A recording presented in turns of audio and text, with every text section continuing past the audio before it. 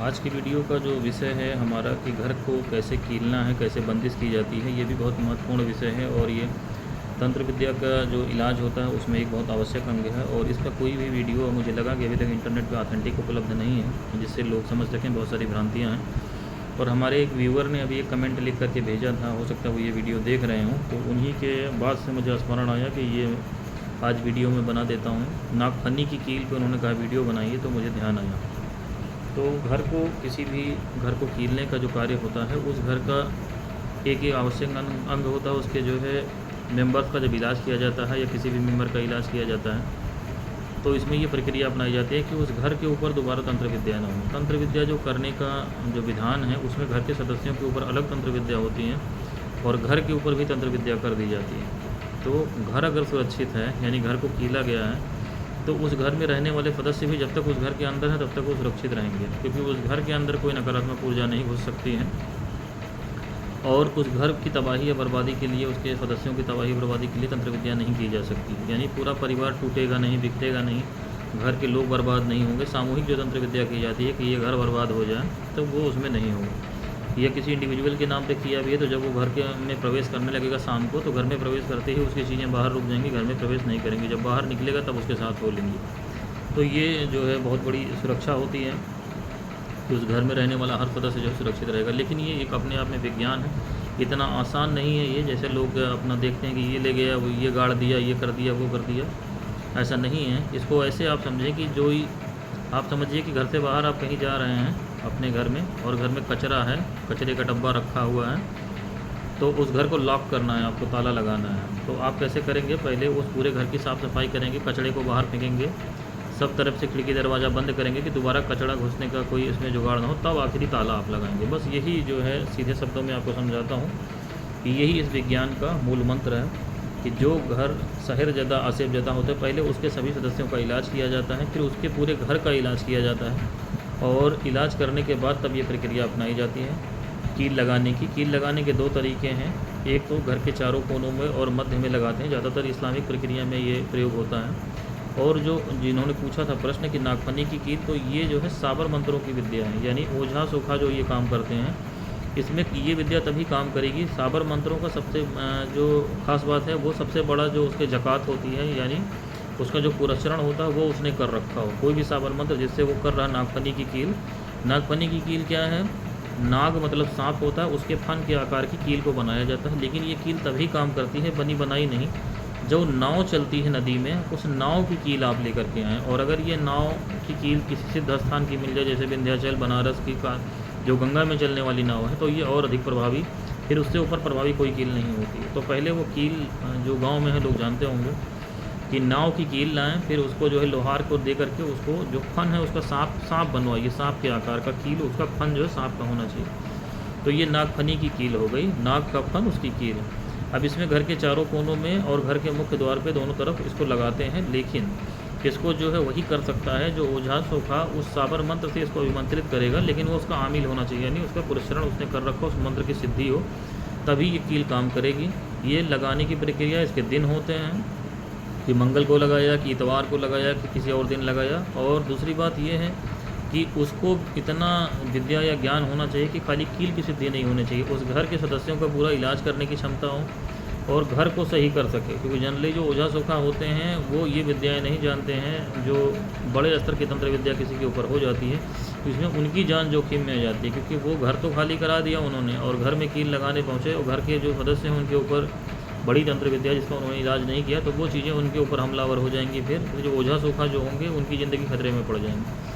तो मैंने कहा था कि चाहे आप साबर मंत्रों का प्रयोग करें, चाहे जो है जो संस्कृत के मंत्र हैं उनका प्रयोग करें, चाहे इस्लामिक जो है कुरान की आयतों का करें, या कोई अमल मिला हो किसी सिलसिले का करें, हिंदू मुस्लिम किसी विधि से जाएँ।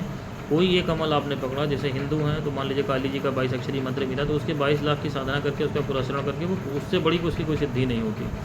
तो वो हो भगवान शिव का कोई मंत्र हो तो ऐसे कर रखा है, काल भैरव या किसी रुद्र रूप का हनुमान जी का कर रखा, हिंदू में है मान लीजिए। तो इस्लामिक में जैसे चहलकाफ शरीफ कर रखा है या नादे अली शरीफ कर रखा है, तो इसकी पूरी सबसे बड़ी जो ज़कात होती है वो जो है आपने अदा कर रखी हो, यानी उससे आप कोई रूहानी काम कर सकते हो, तब ये सबका इलाज आप कर पाएंगे। किसी का कोई भी रूहानी काम आप कर सकें, पहले इलाज करने की आपकी क़ुव्वत होनी चाहिए उस घर के सभी सदस्यों की घर की, उसके बाद कील लगाने का नंबर आता है। तो कील लगाने की भी वही है, जैसे हम लोग हैं श्री विद्या साधना हमने कर रखी है मान लीजिए, तो हम कील को सिर्फ श्री विद्या से अपने अभिमंत्रित करके आपके घर में लगा सकते हैं, श्री विद्या से सारा काम कर सकते हैं।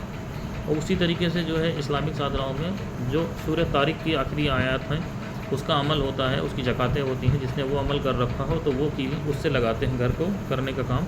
लेकिन फिर घर को खाली कराने का और सबके इलाज करने की प्रक्रिया वही रहेगी। और आप हिंदू विधान में करते हैं तो किसी देवी देवता की आपकी पूर्ण सिद्धि होनी चाहिए कि हर प्रकार का रूहानी काम आप कर सकते हो। ऐसे कील ला करके लगाना और खाली सोचना कि ठीक हो जाएगा, उससे आपकी परेशानी बढ़ सकती है। बहुत सारे लोग बाज़ार से ला करके लगा देते हैं, इस्लामिक में भी ले आ करके लगा देते हैं घर में कि आयतें उस पर गुदी हुई हैं, ये लंबी लंबी कीलें लगी हुई हैं। वो सबसे बहुत ज़्यादा एक तो फ़ायदा होता नहीं, कहीं किसी को फ़ायदा हुआ भी तो उसमें ये हो सकता है कि आपको जो अपने से आसेब घर में आती है वो नहीं है।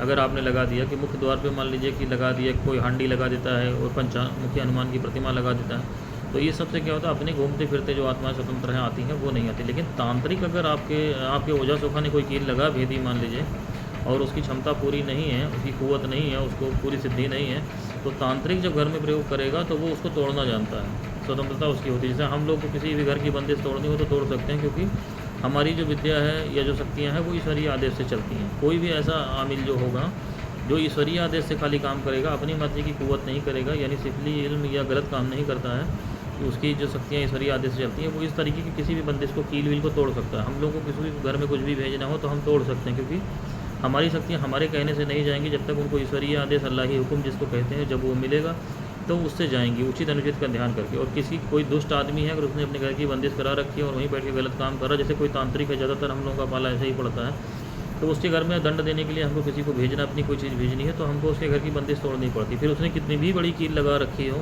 कुछ भी कर रखा, कोई ज़कात अदा कर रखी हो, वो उसकी विद्या काम नहीं आएगी, क्योंकि इधर से जो चीज़ें हैं वो अल्लाह ही है, अल्लाह ही हुक्म से। और जिसने सृष्टि की रचना कर रखी है, पूरा संसार जिसने बनाया, उसके आगे फिर कौन सब विद्याओं के विद्यापति वही है, चाहे आप ईश्वर कहो, अल्लाह कहो, कुछ भी कहो। तो इस बात को हमेशा ध्यान रखें कि गलत काम करने वाला कोई भी बंदिश कर देगा, चाहे वो तांत्रिक हो चाहे व्यक्ति हो, तो वो सुरक्षित नहीं रहेगा, क्योंकि अगर ईश्वरीय आदेश हो जाएगा उसके खिलाफ तो उसको जाना ही जाना है। लेकिन ये कि जनरल विज्ञान जो उन्होंने पूछा था कि चाहे नागफनी की कील हो चाहे कोई भी कील हो, आपने कोई एक अमल कर रखा हो, चाहे हिंदू चाहे इस्लामिक तरीके से, जिससे आप पूरे घर का इलाज कर सकें और उससे फिर कील को आमंत्रित करके लगा दें। अलग अलग विद्याएं भी होती हैं, सबके इलाज करने का जो है अलग तरीक़ेकार होता है और खाली कील लगाने के अलग होते हैं। जैसे मैंने सूर्य आपको बताई तारीख से, या जो है और हिंदू विधि में इस तरीके की है कि खाली कील को अभिमंत्रित करने के अलग मंत्र होते हैं, तो वो एक अलग विषय है। लेकिन इलाज करना आपको आना चाहिए और अपनी सुरक्षा आपको आनी चाहिए। जहाँ जिस घर में आप हाथ लगा रहे हैं उसके मसाइल देख लें, क्योंकि घर में जो तंत्र विद्या के जरिए चीज़ें भेजी जाती हैं वो सबसे मजबूती से रहती हैं, क्योंकि उनको बांधा जाता है उस घर से। तो तंत्र विद्या काट के आप उनको निकाल सकते हैं। जो लोग अपने से रह रहे हैं तो उसमें दो तरीके की चीज़ें होती हैं, जो आत्माएं विचरण करती हैं, रोज़ आती हैं जाती हैं निकल जाती हैं, इस तरीके की चीज़ें मिलती हैं, सब घर में रहती हैं जितनी भी हैं लगभग। जहाँ जिन घरों में बहुत ज़्यादा पूजा पाठ इस तरीके का नहीं होता है कि आत्माएं ना रुकें, नहीं तो जनरली ये लोग हर जगह रहते हैं इंसानों के साथ। और दूसरा ये होता है कि इनके अपने जो है जिस भूमि पे मकान बन गया, जैसे लोग कहते हैं गलत जगह पे मकान बना लिया, वो मकान उनको सूट नहीं कर रहा, तो उसमें क्या होता है कि उस भूमि खंड पे इनकी कॉलोनी होती है पूरी, इनका जो है अपना कब्जा होता है। अब कोई ज़मीन के नीचे जनरली ये लोग रहते हैं, ज़मीन के नीचे पूरा इनका घेरा रहता है और बाकी घर में ऊपर विचरण करते रहते हैं, ऊपर आते हैं ज़मीन से।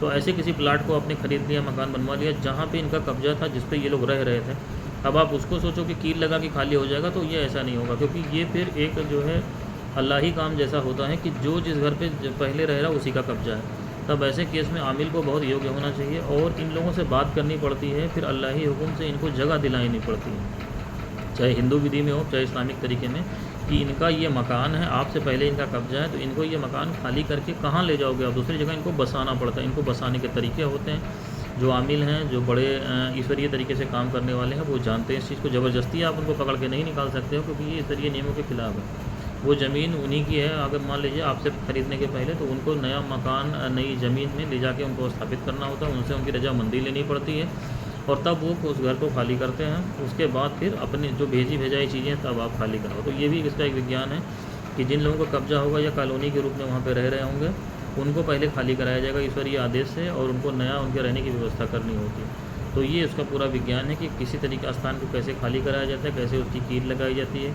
और कैसे उसकी बंदिश होती है। और ये कभी निकलनी नहीं चाहिए कि घर बनवा रहे हो आप, एक बार निकल गया तो फिर वो बेकार हो जाएगा। जब तक वो आमिल नहीं आएगा उसको लगाने के लिए, या तो ठीक उसी स्थिति में आप ऐसे लगा पाओ जैसे कि था, नहीं तो वो प्रभाव उसका बेकार हो जाएगा।